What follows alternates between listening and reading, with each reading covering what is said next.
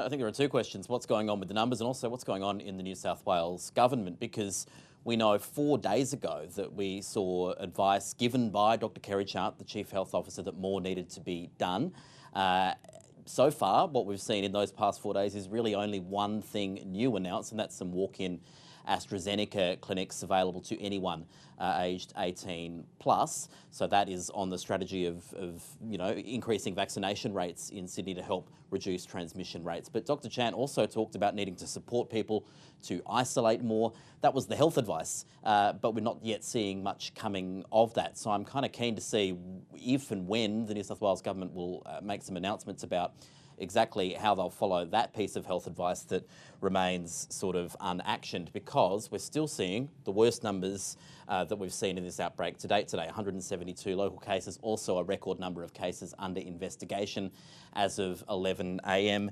We've got the 7-day average is now looking at 142 cases a day, and it's quite a steep incline. We had a bit of a pause in the growth, but we're just right back to that incline that we were seeing several days ago. And also the number of cases who are out in the community while infectious, up to 111. That includes the cases today where the isolation status is not known. And again, on all measures, that's higher than we've seen at any point through this outbreak. What do we know about where this virus is spreading? Let me just show you the regions of Sydney. This data actually is a day old because New South Wales Health haven't yet updated it today. They normally have by now, but they haven't yet. But it gives you a pretty clear picture of where things have been at. This is the original 3 LGAs, Liverpool, Fairfield and Canterbury Bankstown.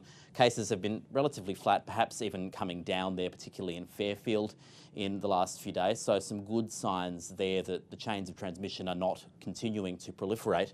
But we are seeing growth in Blacktown and Cumberland, the 2 new LGAs that have been added to that list of now 5 LGAs of concern.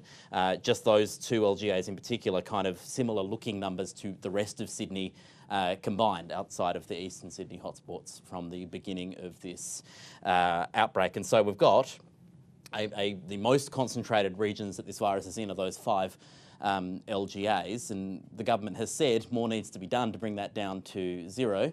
They've rejected, certain things that other states have done, like curfews, like outdoor mask wearing. They've said they don't think that will have an impact here.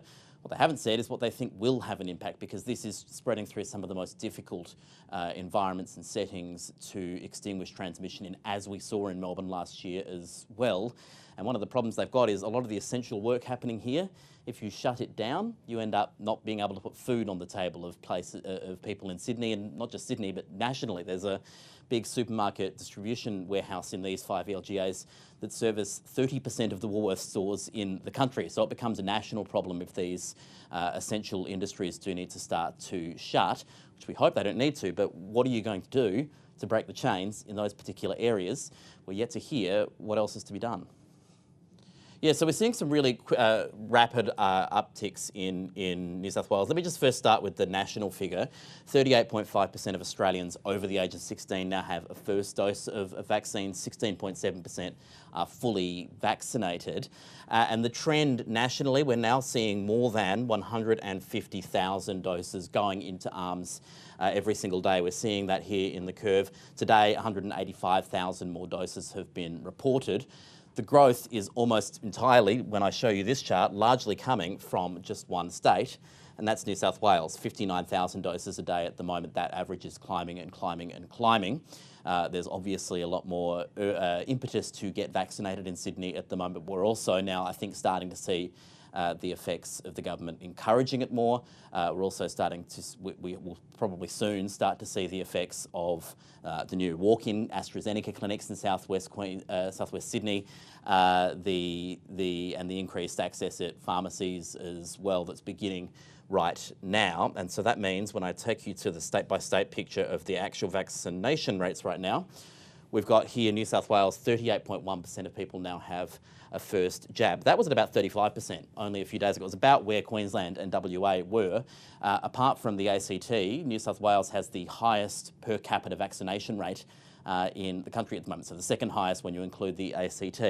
That number is growing faster at the moment than in most other states and territories.